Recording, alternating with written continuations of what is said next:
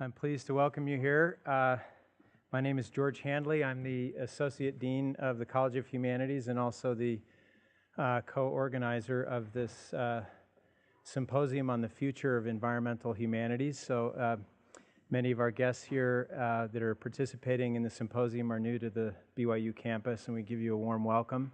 I've been chauvinistically bragging about our mountains being better than Salt Lakes, but hopefully they'll forgive me for that little indiscretion. But we're very glad to have you here and glad to welcome all of you. For the students who are here, just by way of explanation and in general introduction for everybody, we're in the middle of a symposium. We actually started last night at the University of Utah campus and continued this morning on campus at the University of Utah, and then we've continued down here today because this is a symposium that is co-sponsored by both universities. And then we'll be going back up to the University of Utah tomorrow and Sunday morning, and those events are all free and open to the public. So if you're curious about what you hear today and want to hear some more, you're welcome to join us.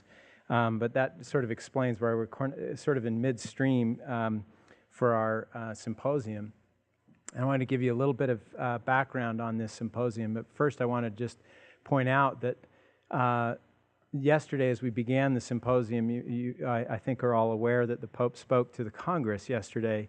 And one of the things that really struck me as I watched him speak was how confused the congressmen were and women about when to clap. Because one of the things that his address did was kind of confuse ideological boundaries, right? And I think this BYU, of course, is a religious organization, a religious university, faith-based in the tradition of the Church of Jesus Christ of Latter-day Saints. And so one of the things I want to point out is that when religious thought does its work best, I think it does that creates that kind of confusion. It's good confusion. It was really good to see them confused. And I think brilliant in many ways, because one of the things that the environmental crisis really causes us to have to figure out how to do is how to think about politics and ethics and ideas and practices in new ways that break traditional ideological boundaries and other kinds of boundaries. And because he keeps stressing the earth is our common heritage and that it requires collaboration of new kinds. And I think it's important, one of the ethical principles he underscores is the importance of thinking about the future opportunities for young people to have education and economic opportunity for human flourishing. So it really, I thought his address really pointed out the utter inadequacy of political ideology to confront the problems that we face. And the reason I mention that is because this symposium is dedicated to a similar kind of collaboration that needs to break down boundaries between disciplines. And in our case, maybe a little bit of boundaries between institutions, right? Those of you who are from Utah know that University of Utah and BYU are bitter rivals on the football field and in other spheres. And there are cultural and political and religious divisions in the state of Utah that are really running us aground in our ability to tackle environmental problems that we're facing. So this is a beautiful collaboration that I'm really proud to be a part of between our two institutions. And I should say on a personal note, it comes easy for me. My parents graduated from the University of Utah. My brother and I have an older brother who attended the University of Utah, and our grandparents graduated from BYU. So we're have personal connections to both institutions, and I have great admiration and respect for both. So I think this is a wonderful spirit of mutual respect. And I want to be specific about who has been involved in this collaboration. My good friend Jeff McCarthy, who directs the Environmental Humanities program at the University of Utah, which I want to make a special plug for. I often do to my students, but if you're interested in the environmental humanities, University of Utah offers the only master's program. I don't know if it is now still the only, or at least was the first master's program. It's the best in environmental humanities at the University of Utah, and we've sent a number of students from BYU through that program. So if you're interested, you can talk to Jeff afterwards and learn more about the program, but it's a really fantastic and important program in our state. And Steve Tatum and Katarina Gerstenberger, also from the University of Utah, who've been working with me. I also want to thank my good friend Matt Wickman, the director of the Humanities Center, who's here, I don't know where Matt is, there he is right here, who is a supporter and collaborator in this venture. We are partly subsidized. This was a 50-50 deal in terms of money between the two universities, but a good chunk of that from BYU is coming from the Humanities Center. And Matt is a very, very capable director of that center. And our former dean, John Rosenberg, who's no longer dean, as his second tenure came up as dean. He's now just in the faculty among us, but he was the one who I appealed to initially for support for this, and so we're grateful for the College of Humanities support. This is from our end. It's also funded by what's called the Environmental Ethics Initiative, and the Environmental Ethics Initiative is a number of years old now, and it is a collaborative venture between faculty across campus, law, the life sciences, social sciences, and the humanities. Faculty who are very concerned about education at this campus and research at this campus, that it tackles serious environmental questions in a serious and rigorous way. And we were funded a number of years ago by the Nature Conservancy to sponsor environmental ethics educational initiatives on campus. And this is just one iteration of various projects that we've done over the years, including last semester during the winter. We had a weekly climate change lecture series with some very high-powered and well-known scientists, but we also, from off campus, but we also highlighted the research being done on climate change on campus, and it was a tremendous experience. And we've done a number of other things of that sort. So I'm very grateful for my colleagues in that group that we continue to have a great camaraderie. So on that note, I'd like now to introduce our speaker, Bill Jordan, and this is not Bill's first time to BYU. In fact, he came to us a number of years ago because of this faculty group I was just mentioning. We're very interested in his book from 2003, Ecological Restoration in the New, the Sunflower Forest, Ecological Restoration in the New Communion with Nature, a book that really profoundly influenced me. And we gathered to read his book and then brought him out to help to allow us to pick his brain while he was here. And it was a book I thought that was very much ahead of its time, arguing against the grain of contemporary environmental thought by suggesting that we harm the environment, not necessarily out of indifference or arrogance, although there's no shortage of either, but also perhaps out of shame and fear of the troubling reminder that nature is of our mortality and the vulnerability that it inspires in us. Because of our awareness of forces beyond our control. So he suggests in this book, The Sunflower Forest, that environmental problems are inherently cosmological and perhaps existential. Of course, they're also political, right? But I think his broader and deeper approach to the question really intrigued us, and especially because he's a scientist, and yet he placed culture, especially literature in particular, front and center, but all kinds of performing arts and cultural practices in his argument as an important means for transforming our relationship to the natural world and finding our way back to restorative acts that will allow the planet and us to heal. Bill is widely recognized as an intellectual leader in the field of ecological restoration, and that is his scientific background. He's been at this for almost 4 decades, playing a key role in shaping ideas about the value of ecological restoration as a conservation strategy and as a technique for basic research and as a performing art, and I think he'll be talking more about that. He's also the author of Restoration Ecology from 1990 and Making Nature Whole, A History of Ecological Restoration from 2011. And he is the founding member of the Society for Ecological Restoration and currently director of the new Academy for Nature and Culture at DePaul University. So we're really thrilled to have him return to BYU under the auspices of this symposium. And I think this is because in this age of climate change, the symposium is dedicated to forging new paths of innovation and collaboration in the humanities in order to make culture, as he eloquently argues, more effective in doing the transformative and ethical work that we need to do in order to be hopeful about the future. So Bill, we give you a warm welcome and invite you to come forward. Thanks.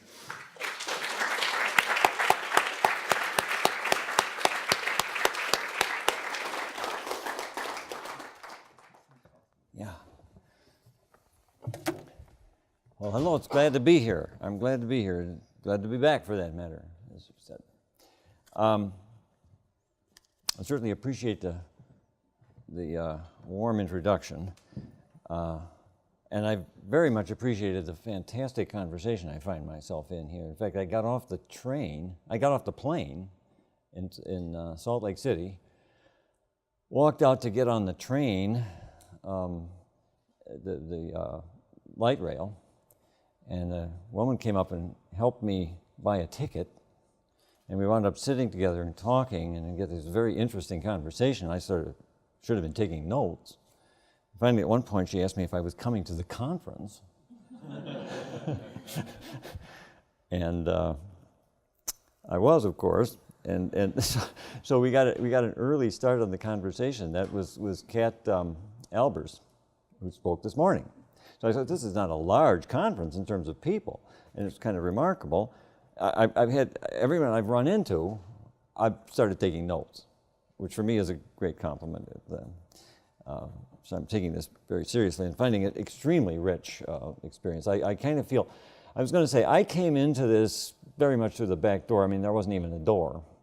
In 1977, I took a job at the University of Wisconsin's Arboretum to be kind of their outreach coordinator, which they'd never done before. They kind of hadn't had much to do with the public, but a donor had kind of pushed them into building a building for the public, and they needed somebody in it. Like Thoreau says, they spent so much on a lyceum, but now they have to spend some money for the wit to put into it. And so that was me. And so my story kind of begins with that. My background was in science. I had a doctorate in botany, but it was the other kind of botany, specialized in plant growth substances and biochemistry, so it had practically nothing to do with any of this. But that's okay. This is what I wanted to do. I found myself at the Arboretum with a little bit of journalistic experience, responsible for talking to the public about what we were up to, and the idea was that we'd talk about natural history and maybe a little ecology and plant adaptations and things like that. Well, for one thing, I wasn't very well qualified to do that by my background.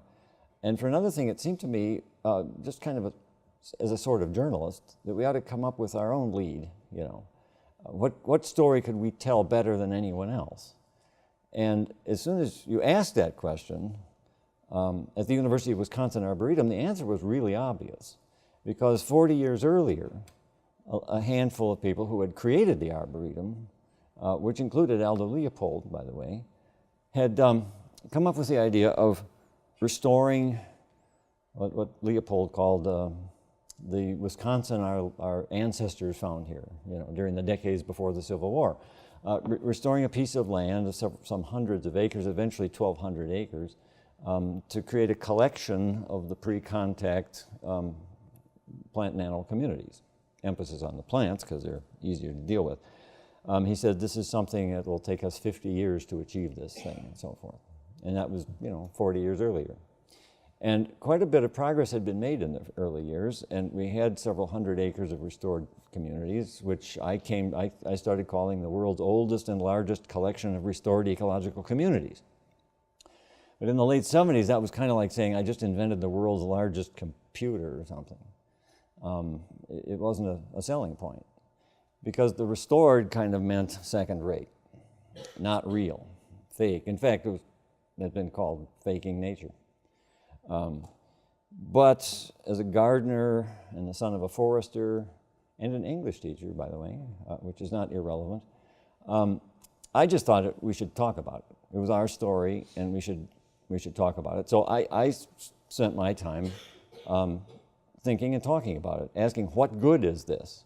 And I really want to stress that in the 70s, we were in a preservationist mood as environmentalists, and even at the Arboretum, it was on the back burner. They talked about housekeeping, and they'd burn the prairie once in a while and so forth, but it wasn't, apart from the landscape architecture department, which had created a program in landscaping with native plants, it really wasn't on the agenda. But I just thought it should be our story. And so I and my friend Keith Wendt, who at the time was the ranger at the Arboretum, spent a lot of time talking about that. The most obvious thing about restoration is that it summons back, when reasonably successful, summons back into the landscape something that was gone.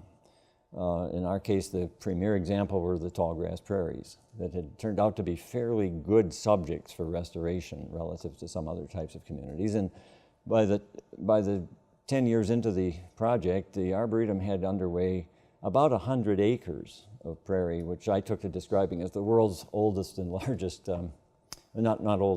largest herbaceous border, which they sort of are. It's mostly herbaceous plants, and sort of horticulturally speaking, they're herbaceous border. But also, as I said, the world's oldest and largest collection of restored communities, and I thought we should make something of that.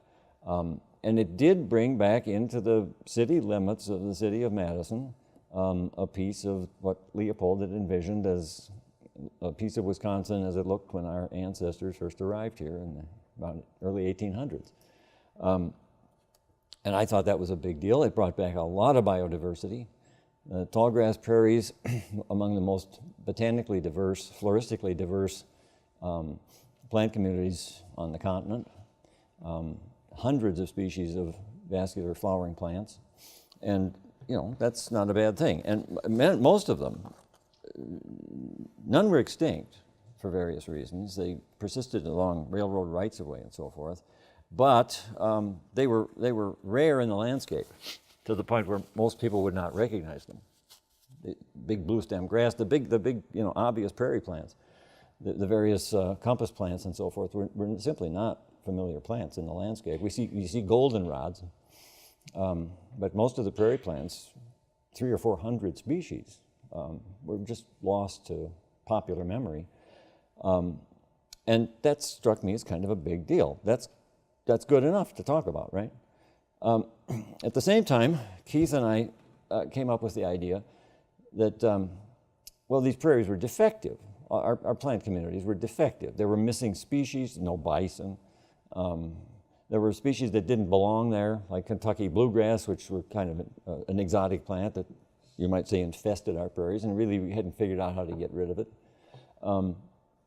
in any practical way without a tweezers, which on a 60-acre prairie is discouraging. And so, you know, they were defective. The ecologists weren't that interested in them. If they wanted to study a prairie, they could find a relic prairie, drive out 30 miles west of Madison and probably find one, instead of working in a fake one. But it seemed to us that the attempt to reassemble these communities must be intellectually challenging and worthwhile. And we talked about this a lot and eventually felt that it was worth drawing attention to.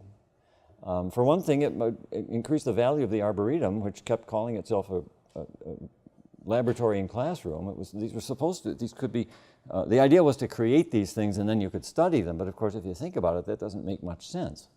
I mean, if you can build a television, you've already studied it, right? And so it hadn't worked out very well. There were flaws. It seemed to us that the flaws were the most interesting things about them. Like, why does Kentucky bluegrass persist in the prairie? And the great example was the fire. When they had started this project in the late 30s, they didn't think about fire. They just went out and got the plants and brought them in and put them in the prairie, or it was a pasture at the time, put them in there and hoped they'd take over from the pasture grasses, and they didn't. And fairly early in the project, someone said, well, you know, these prairies used to burn, remember? You know, Thomas Jefferson knew that. Maybe we should try burning them. So they did, and it turned out to be kind of a magic bullet. It turned out that the tallgrass prairies of the Midwest are a dramatic example of a fire-dependent ecosystem. And so they started burning the prairies, and that tipped the balance in favor of the native plants and animals. The animals on the prairie they know how to deal with fires. They go in the ground or they fly away or whatever. And so that turned out to be very successful and also a contribution to our ecological understanding of the prairies. So Keith and I said, wow, look at that. If you can learn that from trying to reconstruct this ecosystem, and that's a very big deal, then maybe that's a signal that the attempt to bring back an ecosystem or an ecological community back together is a technique for basic ecological research. So we did, and at one point we thought we should have a name for it. So we came up with a name, synthetic ecology. I had this background in plant physiology, so we thought synthesis was a way of testing your understanding of, say, the structure of an organic substance or something like that. And if you could control the growth of a plant by the manipulation of hormones, you were kind of synthesizing the plant. So there was this constructive approach to testing ideas about plant growth. So we said synthetic ecology. Well, the ecologists didn't like that term. Sort of a prickly kind of, mixes a warm fuzzy, ecology with this kind of phony, synthetic. So we came up with the term restoration ecology, and actually named what turned out to be kind of a discipline, which is attempts to restore ecosystems, restoration of an ecosystem undertaken specifically to test ideas about its structure, function, and dynamics. So that was sort of a second value of this thing. It had environmental value, it had ecological value. I gave a little thought to its experiential value. It occurred to me that it entailed a kind of recapitulation of our various experiences of nature as human beings, starting with hunting and gathering. We do some hunting, we shoot deer, and so forth. We collect insects, mostly collect insects, and things like that. It's also a form of agriculture. People beat up on me for saying that because agriculture is supposed to be a bad thing, but sorry guys, it's just technologically it is. You do all the stuff that farmers do. You cultivate, you sometimes even use herbicides. Try not to, but sometimes you do. You're basically saying we want this to grow here and not this.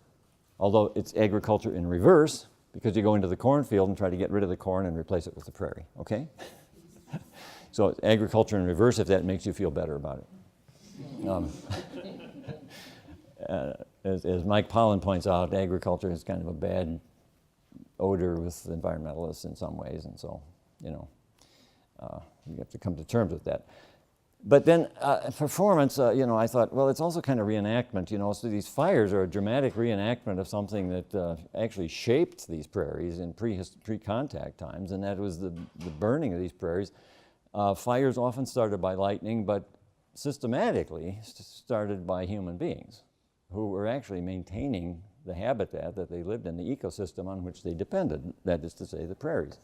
The deliberate use of fire by humans dates back, I believe, even to before our species, and I'm not quite sure how they think they know that, but it goes way back, and it's a powerful form. It's kind of like atomic bombs when it comes to manipulating the landscape. You don't have a whole lot of iron tools, but you can set a fire that'll burn across half a state in a day or two, okay? And that gives you enormous power over the shaping of these plant and animal communities. So, but I thought, okay, that's a reenactment. Where do you go with that? And that gets us into this area of performance, and that's where I encountered the work I stumbled across, which is what I do. You see, I'm coming to this from a completely different, from an irrelevant discipline, actually. So I'd stumble into people, things, articles. I read an article in Harper's Magazine in August of 1984 called Cultivating the American Garden by a literary critic named Fred Turner, who teaches at the University of Texas in Dallas. And he was arguing that gardening is a powerful context for negotiating our relationship with nature, which I like that.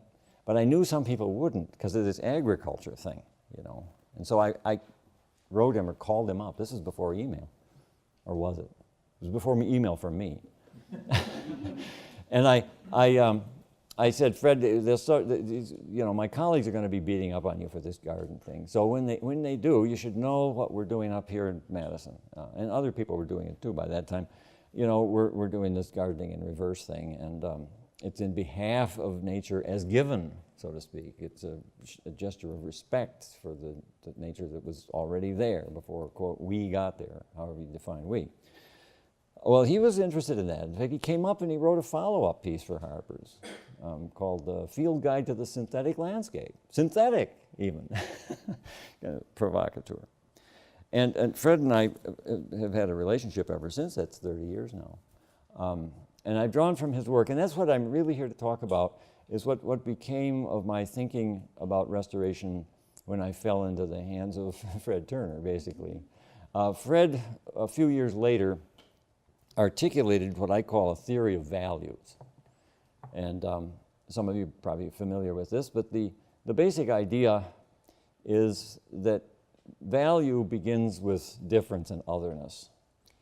But otherness is a problem, especially for a self-conscious creature.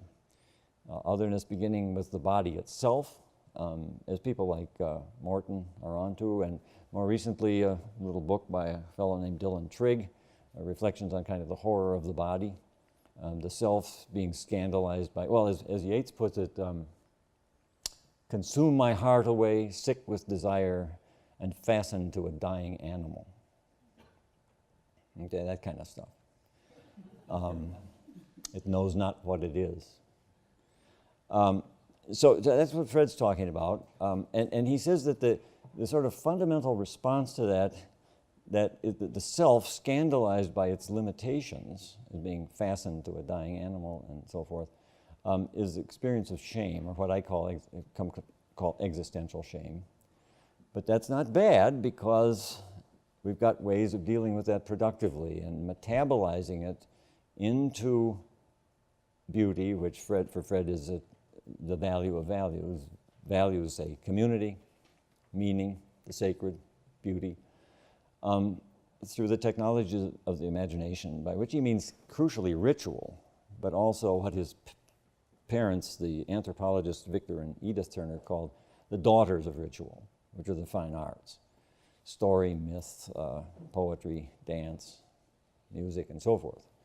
Well, I really like that, because you talk about connecting. Now we've got restoration. We've got these guys out with drip torches and pickup trucks, planting prairie plants with long-handled shovels. Okay, and we've got this. So this is a practical environmental technology, an approach to conservation, which has in the past 30 years gained great importance in our environmental conservation repertory. But we've also got this connected with ecology, so it's serious science, and we've got it connected with the arts and humanities. Don't you like that? Well, I did, and this was I wasn't thinking about it quite in those terms, but I just thought, I guess to me that's where you're getting down to the fundamentals. The idea here, is I've learned more about it over the years and so forth, is that take these fires that we've been hearing about out west all summer. Harbingers, in some sense, of climate change. My wife and I were watching one of these almost nightly news broadcasts with these pictures of the fires, and I said, we've got a friend out in California who's an ethnobotanist, has worked with the Indians out there for her entire career. And I said, Kat Anderson is her name. She said, Kat told me that the Indians have a story that if you don't do something, you'll get these catastrophic fires as sort of a punishment from, whatever, nature, God, whatever. And I said, but I don't know what the something is. Obviously, you have to burn, which the white guys have kind of forgotten about. But I don't think it's just that. And I said, I don't know what it is. I'll ask her next time I talk. Well, a couple of days later, Kat called me with something to talk about. And I said, Kat, I've got a question for you. What is it that the Indians say you have to do? Or you'll have these catastrophic fires. She said, the ritual. That was actually the answer. Okay, so then my wife is reminding me of the climate change scene in A Midsummer Night's Dream. Remember that? Well, you will when I remind you. The king and the queen of the fairies have quarreled over they got an issue. And they're not together, they've departed from each other, but they encounter each other out in the woods early in the play. And the play, which is in many ways a nature versus culture kind of, abusing nature sort of story about, it's kind of a deep theme of the play. But they encounter each other, and they fall into this argument. She says, "What are you doing here?" And fairies, skip hence, I have forsworn his bed and company, and she's marching off in a huff and so forth. But he says, stick around and we'll... So they get into this argument. And she winds up saying, well, ever since the middle summer spring, she's bawling him out, okay? Met we on hill or dale, forest or mead, by paved fountain or by rushy brook or in the beached margent of the sea, but with thy brawls thou hast disturbed our sport. Therefore the winds, piping to us in vain, have sucked up from the sea contagious fogs, which falling in the land hath every little river made so proud that they have overborne their continents. The ox hath therefore stretched his yoke in vain, the plowman lost his sweat, and the green corn hath faltered ere his youth attained a beard, and so on. She goes on, it's a tirade, if you will. Hoary-headed frosts fall in the fresh lap of the crimson rose, and on old winter's thin and icy crown an odorous chaplet of sweet summer buds is as in mockery set. The spring, the summer, childing autumn, angry winter, have changed their wonted liveries, and the mazed world now knows not which is which. He's talking about what's going on right now, right? This turns out to be a theme of these traditional cultures, who understood, and this is where we really get into the humanities, if you will. It's not just Shakespeare. It's this story that the California Indians tell that my son finds in the 47th chapter of Ezekiel, for example, in which the water that restores the ecosystem flowing out of what? The temple. Okay? I think what they're getting at is what really matters, that successful societies have understood that the world depends on them in some immediate sense. The world they depend on to live depends on how they behave, and therefore it depends on their values, and therefore it depends on the technologies, so to speak, by which they create, experience, transmit those values, and inscribe them into consciences. That's what it really depends on. So there's these stories about how the cosmic order depends on the ritual. And Kat says the Indians take that sort of literally, but you don't have to, because it makes perfectly good sense. Any questions?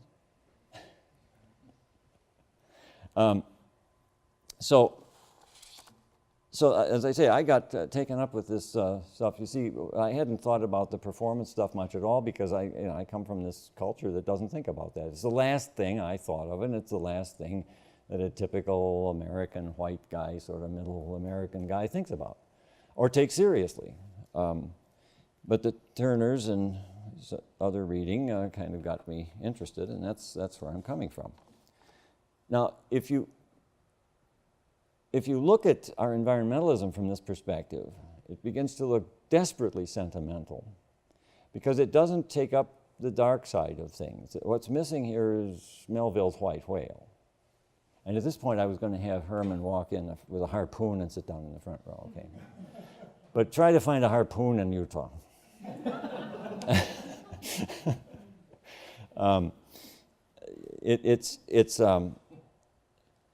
It's there. I mean, we heard some talks this morning about it's there, all right. Emily Dickinson was mentioned. My gosh, there's a poem of Emily's poem, lots of them actually. She was not a sentimentalist, right? So bashful when I spied her. Watch for this, the connection between shame and beauty here. So bashful when I spied her, so pretty, so ashamed. So hidden in her leaflets, lest anybody find. So breathless when I passed her. So helpless when I turned and bore her, struggling, blushing, her simple haunts beyond. For whom I robbed the dingle, for whom betrayed the dell. Many no doubt will ask me, but I shall never tell. Okay, now to me the image there is a flower she picks by the roadside. It's almost a rape, and the flower is represented as beautiful and ashamed. So you have right there in that little poem, what is it, 12 lines, this account of the essential link between shame and being seen by someone else. Not that flower didn't do anything wrong. We're not talking about guilt, okay? So it's there all right, and we had to talk this morning about the romantics and so forth. There's a long history to these things, but they have not been in the foreground of environmental thinking, which keeps telling us that we should be good, and that we should, the conversation this morning about the anthropocentric thing, you know, like it was pointed out, we can't stop being anthropocentric. Squirrels are chipmunkocentric, okay? And we're human-ocentric, kind of have to be. And not only that, but we're self-conscious about it, which makes it even more dangerous. But evolution is dangerous. We're just talking with Chip on the way out here. Huh? That's you know, the creation stories are about this emergence of the world out of some deeply shameful, often violent act. The slaying of the corn god maiden or something like that. The ineptitude of the creator who tried to create the people and turned out creating a bunch of sort of sea monsters, kind of fecklessness. It's just like Charles Darwin's idea of nature, okay? Nature doesn't know where it's going. Fred talks about its amateurishness.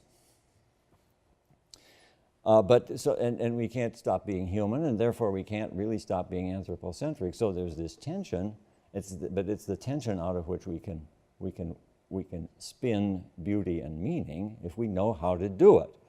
And the idea that the technologies of the imagination are crucial, or at least a powerful way of doing that, strikes me as something worth looking into, which is what I've been doing. So Pache Lynn White, whose 50th anniversary of his famous essay on the historic roots of our environmental crisis will be year after next. I would say that the real roots of our environmental crisis are not in the Judeo-Christian tradition, but in our sense of otherness and our having sort of thrown down the tools by which to metabolize the shame arising from that otherness into beauty and community. Well, that left me thinking about restoration as a performing art. And just to give you a sense of what I'm talking about, that was the Arboretum property at the time it was acquired in 1934 by the university.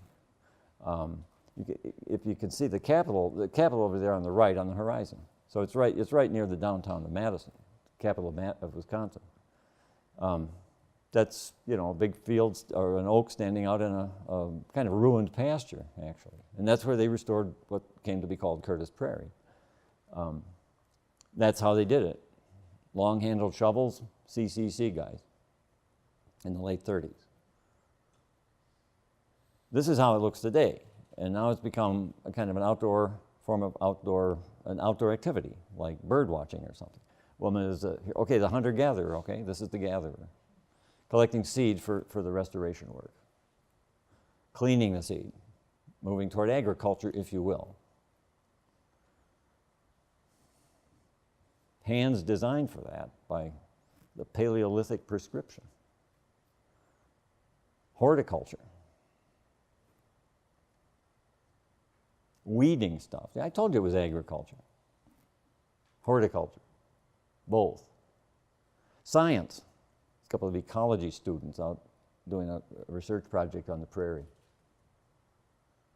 And performing art. This is Barbara Westphal, who wanted to do, she's an environmental artist, and she wanted to do a project based on the work going on at the Arboretum. She had the intelligence to go down and talk to the guys on the crew. And they told her they had this grove of aspens that were invading the prairie. Aspen's a native plant, but it was taking over the prairie. So they wanted to fight it back a bit, and the way to do that is to girdle them. So Barbara said, I'll do that. So she went in and she girdled a whole grove of them, and she enhanced the appearance of the girdle by putting, well, I call it mascara, on the ragged edge of the cut. And she left a whole grove of them. See that? That was the installation. And I said, well, geez, Barbara, that's what Fred describes as the pattern for sacrifice. You take the shameful act and you dramatize it. The slaughter of the innocent lamb, okay? That's what's actually going on here, environmental artists. And of course, the burning of the prairies is really kind of the dramatic moment in the cycle of prairie restoration in the Midwest. The drip torch guy. Isn't that something? Now, you ought to be able to make something of that, right? Yeah. Actually, you're not supposed to show that picture because the guy doesn't have proper protective gear on. But the picture was taken about 25 years ago, before the rules. And here's that same oak that was in that second picture I showed, now surrounded by this young prairie, shortly after a prairie fire. You can see the burned woody vegetation in the foreground, and all sorts of prairie herbaceous vegetation coming up after the fire. This will be a little later in the summer. You get some slight sense of the biological diversity, the floristic diversity of that, okay? So, any comments or questions here? I've got one little clip here I can show you, but anything on your mind? Yes? Well, I'm confused by your use of the term synthetic ecology as applied to your work restoring prairies. What's your question? About synthetic ecology. Would you also apply that, or have other ecologists already applied it to other spheres, like restoring endangered species, or even reviving extinct species, genomic techniques? Well, you could. I think that it applies. It feels a little better with this than, say, bringing species back one by one, because you could synthesize a species, I guess. Bringing all these plants back together seems kind of like a synthesis. I will say this: Mike Rosenzweig, an ecologist at the University of Arizona, pointed out to me a few years ago, sort of disappointed what became of the term restoration ecology, because it's come to be used in a very general sense to just sort of refer to what I would call ecological restoration, sort of with a college degree. We wanted it to mean this specific thing. And Mike pointed out something from the philosopher C.S. Peirce. He said, when you name something, don't get an alluring name. Get a name that nobody will want to use, see, because otherwise they're going to put it all over everything. And that's kind of what happened. So I wish we'd stuck with synthetic. Then people would say, oh, I don't like that. But then they're sort of stuck with it, and it stays in its place, so to speak. So that's my story about synthetic ecology. We did sneak it into the title of the book we did, though. We called it Restoration Ecology, a Synthetic Approach to Ecological Research.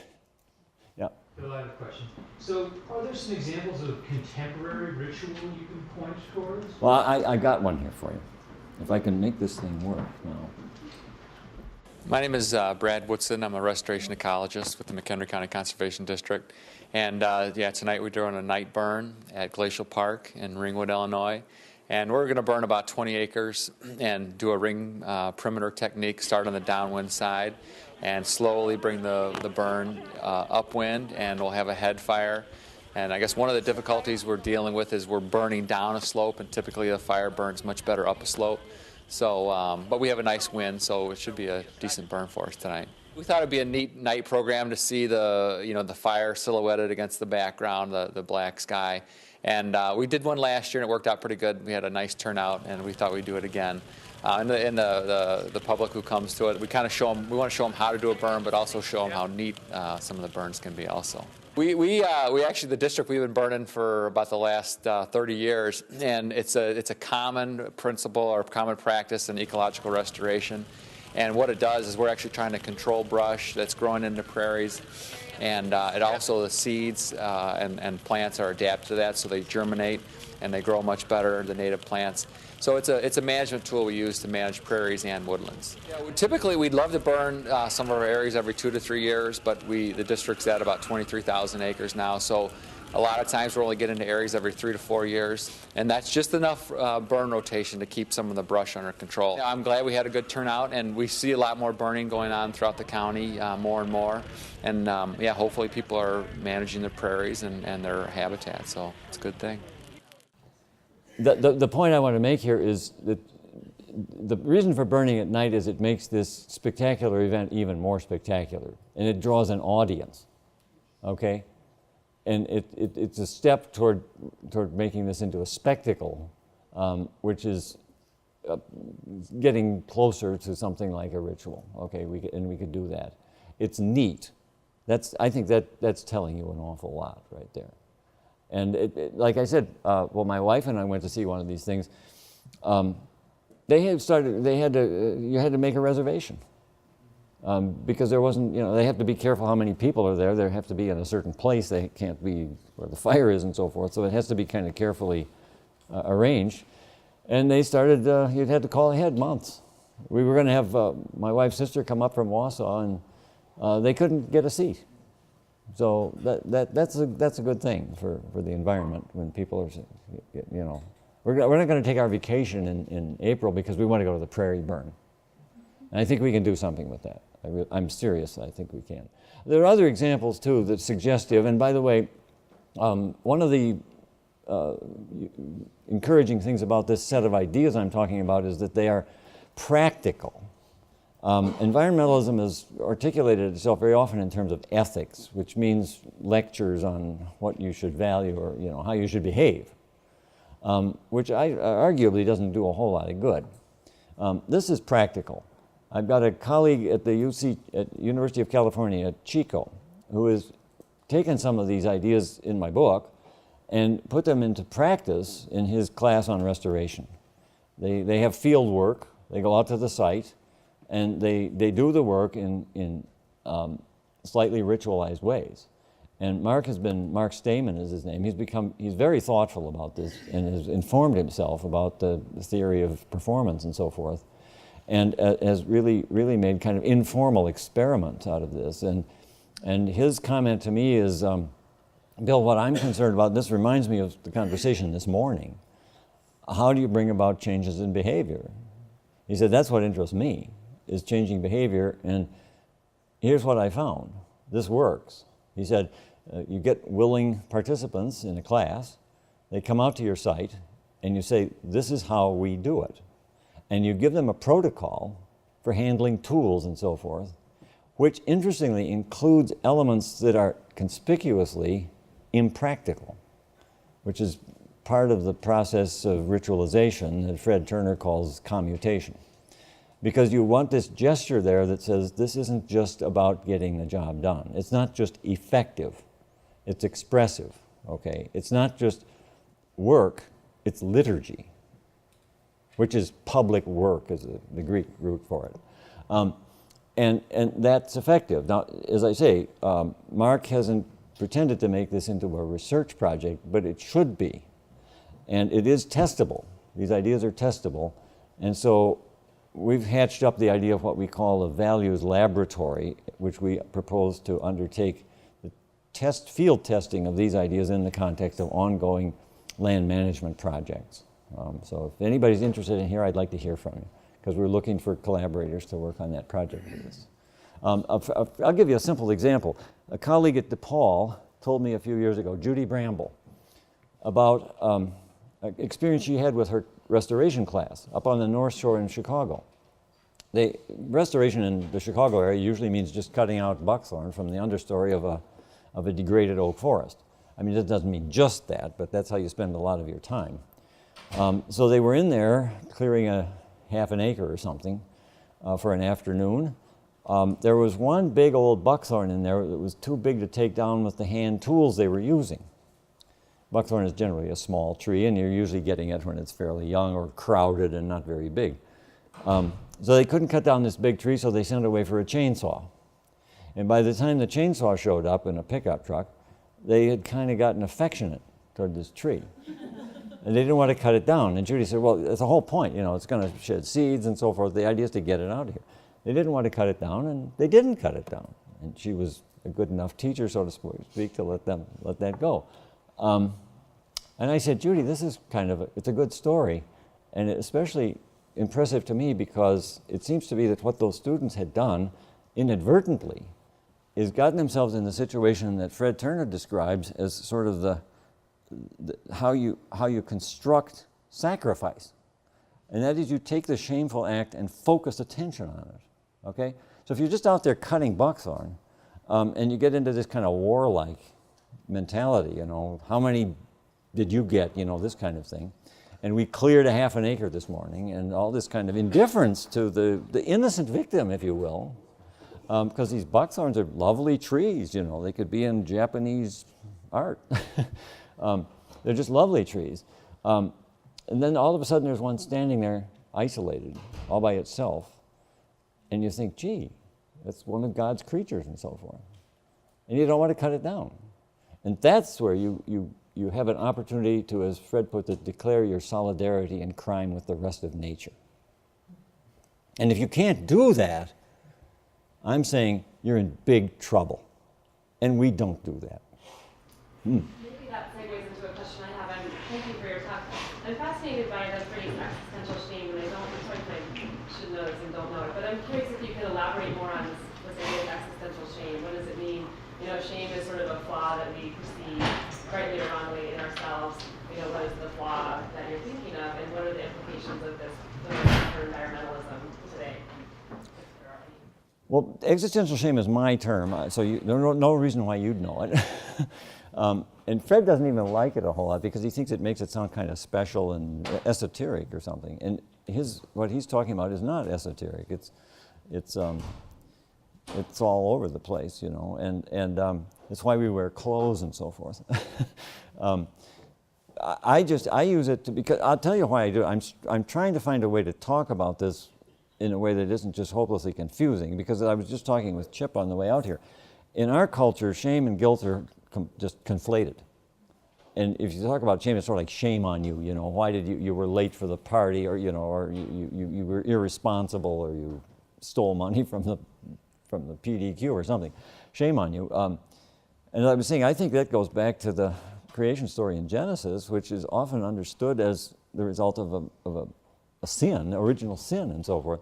Whereas a lot of the world's traditional mythologies don't involve sin; they involve ineptitude, inadequacy, incompetence. And that's what we're talking about, is one's apprehension. You look it up in the dictionary. Some of the dictionaries define it as a painful emotion brought about by experience of limitation. That's just limitation. And limitation is who we are. See, what defines you, define means what's the limit? It's like you're fenced in by, you've only got 2 arms and 2 legs, and you're a male, not a female, and you can't fly like a bird. These are all limitations. And your encounter with these limitations, this smelly body, this fastened to a dying animal thing, that's what I'm talking about.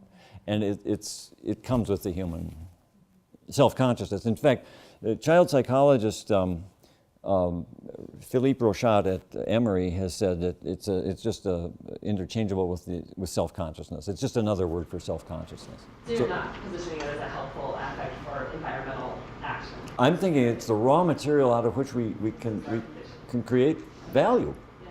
Right. So it shouldn't be denied. And in a ritual-deprived, ritually incompetent society, which I think I'm living in, all you can do is deny it. Read David Foster Wallace's essay, A Supposedly Fun Thing I'll Never Do Again, which is a Caribbean cruise, which I read as, I think what he's talking about is a high church ritual of shame denial, which generates despair, okay? And it's fun to read, by the way, yeah, wise guy.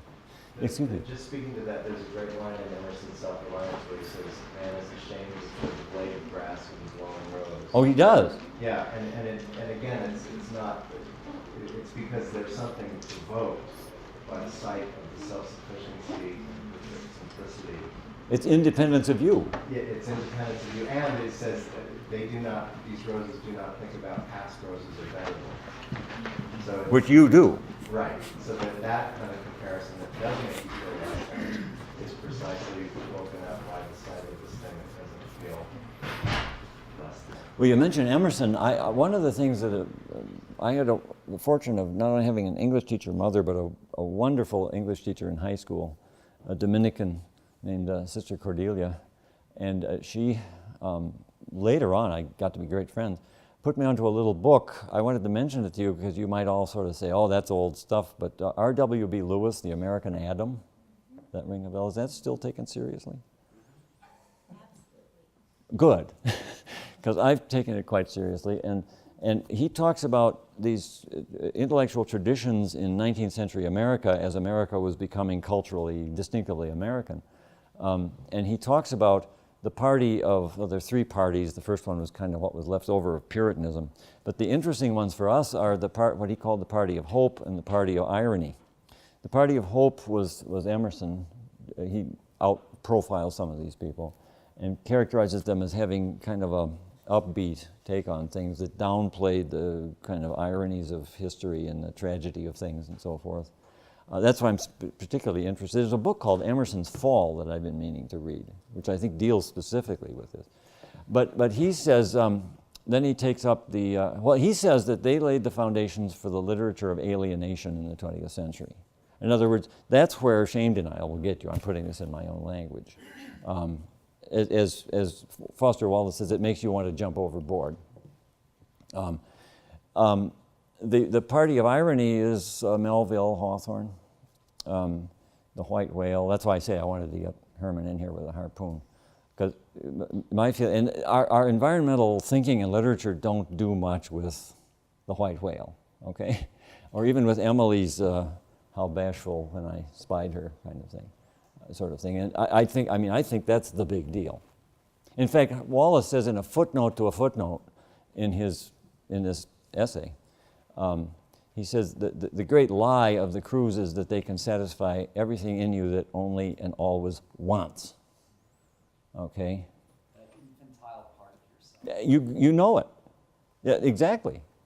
And he says that's the big lie, and then he's got a footnote on that footnote that says, it may be the big one, come to think of it. Capitalizes big one. And that's what I'm talking about. That if your culture doesn't provide you with the tools to deal productively with this unavoidable, although deniable, experience of what I call existential shame, then you're in big trouble. And I'm pushing the idea. Let's look into that, because that sounds like a big deal to me. Yeah. Thanks for a great talk. I've been thinking about temporalities of the Anthropocene, and in particular about the role of repetition or iteration as a response to or a counter to extinction. So can you talk about... Repetition, iteration, in what sort of context? Well, a narrative, I'm thinking in terms of the stories that we can tell, but I see you're talking, not this haircut, I guess a repetition in many ways, but your talk of a summoning back or reenactment, this restoration. Yeah. Can you talk about the restoration of repetition and then well, yes, differences, I guess, between... It is, and this attempt to bring something back that kind of can't be brought back is, for one thing, an experience of shame. It's impossible. Truman Young, an ecologist at UC Davis, said to me, I had this discussion about this with him. People have kind of edged away from the idea of restoration because it's impossible, especially in climate change circumstances. We get into what they call a no analog situation. That is, the models won't work anymore. And that's gotten kind of interesting in itself, the discussion within the Society for Ecological Restoration, a kind of edging away, sometimes quite explicitly, from the idea of restoration, because restoration is an attempt to repeat the unrepeatable. And I discussed that with Truman, and he said, yeah, it's impossible. He said, and I can't think of anything that's really worth doing that's not impossible. Now think about that. It's kind of an exaggeration, because you can wash the dishes and stuff, and so forth. But still, I think it's a very intriguing and kind of speaks well for his sense of... Now, I'm not sure I'm answering your question at all. Okay? Well, okay. Yeah. Related question. One of the things, and I think this is a total layperson. So do I. In Washington State, a lot of the ecological restoration projects have what you might call a sort of ironic dimension to them. So in the recent restoration of a creek not too far from where I live, all sorts of native plants were brought back in, all the Himalayan blackberry was pulled out, and a sculpture made out of galvanized pipe of a tree was put in the middle of it, right? So this very deliberately unnatural, sort of ironic gesturing toward nature. And I'm wondering, I always wondered exactly what was going on in that gesture, what was there. And it maybe is, I don't know, kind of acknowledgement of the impossibility. Well, it could be. Do you think it comes off that way? It just comes off to me as a very cool sculpture, right? But it strikes me as in the context of an otherwise totally earnest restoration of this project. Yeah, right. It has a sort of funny status. Yeah, right. Actually, one thing I wanted to mention is I've come to think of this in terms of the way we kind of think about things, in terms of what I don't call it a sequence, but first increasingly abstract ways of dealing with things. And people in academic life tend to be kind of at the abstract end. I think of it in terms of a sequence, I don't know what to call it, ritual, then poetry, then narrative, then exposition. You see what I mean? And that I sense, I put this to you sort of as a question. The environmental humanities are sort of backing into that. I know story's a big deal. Some people are making a very big thing about the body, for example. And so it's getting more concrete, and I think that's the way to go. And the question is, can we get back to ritual, really?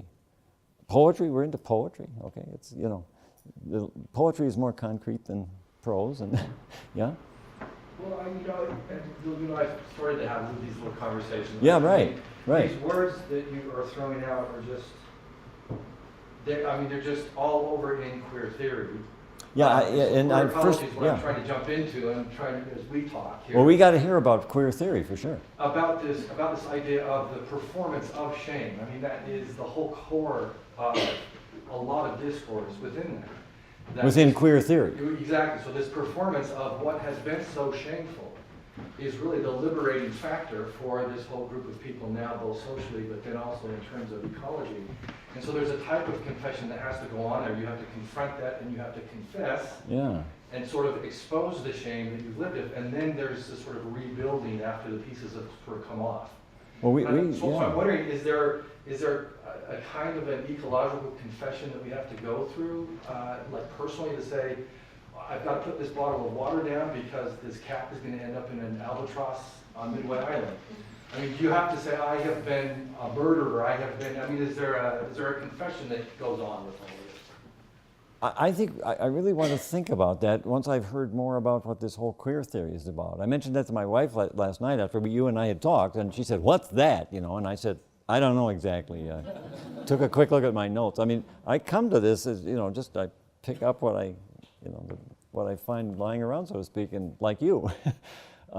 But I think it's, from what you've told me, it sounds like it would be very interesting to look at that. Now, I'm reminded of a program I know about called Radical Joy for Hard Times or something like that. And it's a kind of internet thing where people keep in touch, and they schedule these times all around the world where they will get together and kind of celebrate.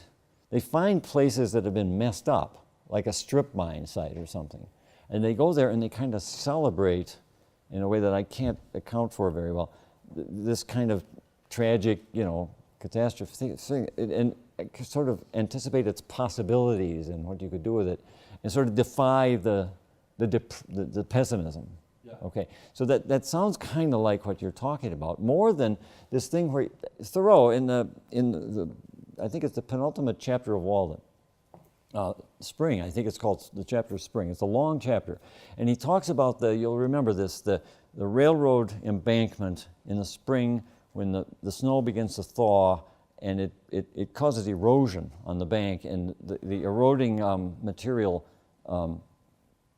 erupts from the base of the slope, and it fans out and forms these thallus-like lobes and so forth. And he gets into a kind of rhapsody about how nature is still creative, you know, even in the midst of what for him was a sort of strip mine, that railroad cut in the middle of the 19th century. That was pretty bad, you know. And he celebrates this and gets into kind of a fever of enthusiasm. He talks about the etymology of these lobes and phalluses and lichens and so forth. And so he's kind of doing that, and it's kind of like, when I read that from Turner's point of view, I'm thinking, well, this is kind of like what you look for in sacrifice, where you confront the shameful thing, but you confront your complicity in it. See, where Thoreau's not doing that, it's just happening, sort of. This reminds me too now that my mind is blown apart by this. I'm collecting now all of these images of mainly in Asia and in Korea, where they'll just go onto a site and watch each other overeat. And I mean, it's literally this huge... We do that at county fairs. Right. So I wonder if that's part of it, that, you know, watching... I'm sure they're probably not thinking of it in terms of this, but watching them each other eat all of this food, and particularly celebrities, they like to watch celebrities eat. And I'm wondering if that's partly a ritualization of this act that human beings have probably developed some kind of shame about, because of our processed food and the amount of food that we eat and what that gluttony Well, causes. maybe. It's really fascinating, and it's resonating with what you're saying. Well, you'd have to go and do field work there Yeah, to kind of yeah. figure out what's going on there. But I think this Radical Joy for Hard Times is a place to look for that. I'm just thinking that, for me, what I'm getting from Fred is, and for what I think is evident, for example, in the Judeo-Christian tradition with the Eucharist, is now by shameful act, I don't mean the violence or even the murder. It's your confronting your radical existential dependence on your food, basically, okay? So you kill the god. And this is a common thing in traditional societies. The Australian Aborigines eat their totemic species just once a year, or at the time of the initiation ceremony. Mary Douglas has a wonderful discussion of the pangolin cult in the Congo, the Lele people in the Congo. The pangolin is this strange creature that violates the categories they use to make sense out of the world. The pangolin is a mammal, but it kind of it's got scaly, it's kind of like an armadillo, kind of scaly. And it climbs trees, even though it sort of looks like a fish. And worst of all, it produces its young one at a time, which they consider definitive for a human being. So it's this scandalous creature. And they leave it strictly alone, except at the climax of the male initiation ritual, when the initiates, as she puts it, seize, hold, and eat the pangolin. Okay? It's a kind of Eucharistic thing, where you take, like the God man is this ambiguous creature, you know. And so what I'm getting at is you confront the shameful circumstance, which in this case is, we don't know how to make sense out of this creature. How many of our graduate students get introduced to the limits of their epistemological kind of equipment in such a way as that, you know? Take a philosophy class or something, that's not the same sort of thing. So this is kind of a highly sophisticated sort of thing to be doing. You confront, as I see it, the sacrifice. It's been argued that sacrifice is an invention of agriculturists, coming to terms with the shame of their heightened sense of their dependence on their food because they're so close to their food and there's this kind of intimate relationship with it. It's not just, you know, sort of you have to kill this cute pig sort of thing. By the way, chapter 9 of Charlotte's Web is the best account I know of everything I've been talking about here. It's much easier maybe than this. But you may remember Wilbur, the young pig, he admires his friend Charlotte's, the spider's web, and he says, I'm going to do that. And he says, teach me how to weave a web. And she says, well, I don't know, you know. But she goes along with it, and he tries, fails, jumps off the manure pile, crashes and burns, and humiliates himself, shames himself, if you will. And then he's trying to cheer himself up. He says, well, okay, I can't weave a web, but She says even people aren't as good at weaving a web as spiders. Look at the Brooklyn Bridge, it's not so great. And, and so she's trying to cheer him up. And he said, okay, but I'm good at some things. I said, I got the best smeller in the barnyard. Pigs are good smellers. The sheep says, smellers, you stink. That's what she says. Oh, because he's put down again. Shame. And then he starts thinking about what one of the animals told him about what happens to pigs in the barnyard.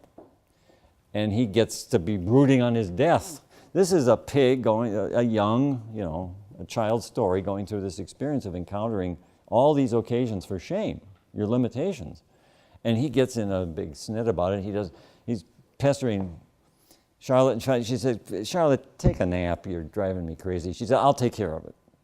He says, what do you mean? How are you going to do that? I've got an idea. I'm working on a plan. Just take a nap. Well, what does she come up with? Charlotte's Web. This magic art. It's art. Okay, and it saves the day. Saves the bacon, so to speak. You might even say that by the end of the novel it gets kind of sentimental because Wilbur doesn't die, but Charlotte does. Make of that what you will. But that little chapter is about 5 pages long, kind of, as I see it, says just what we're talking about here. Take a look at it next time you have a 9-year-old kid around. Huh? Yeah, so I have a question. This is supposed to be the last question.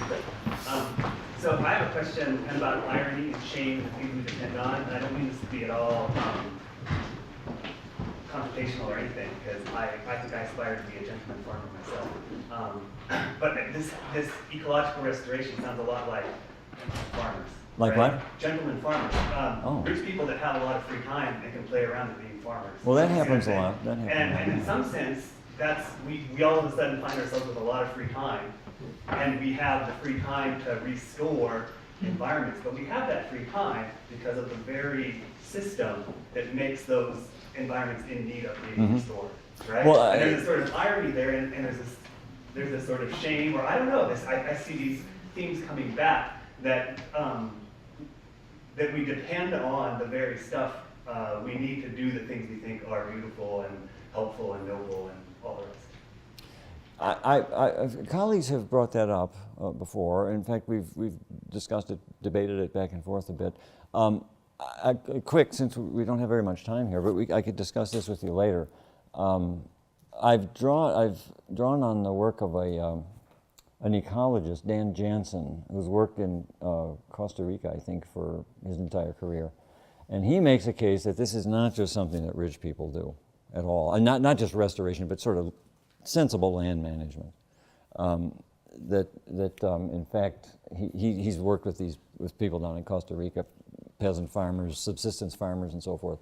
I don't know, probably for 40 years now. And he makes a case, a really authoritative case, that we can do that.